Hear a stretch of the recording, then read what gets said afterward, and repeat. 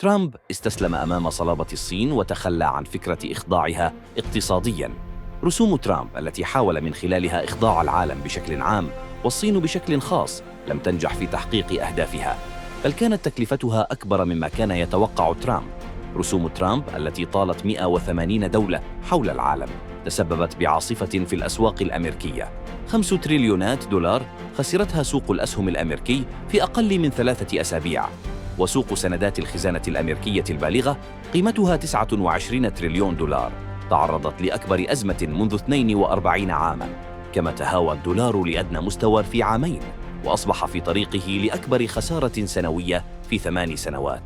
الصين زادت من آلام ترامب بعد أن قررت القتال حتى النهاية، وقررت إلغاء طلبيات شراء الطائرات من بوينغ، وتوقفت عن استيراد القمح والغاز الأمريكي، وفرضت رسوماً جمركية بنسبة 125% على السلع الأمريكية، كما فرضت قيوداً على صادرات المعادن النادرة للولايات المتحدة.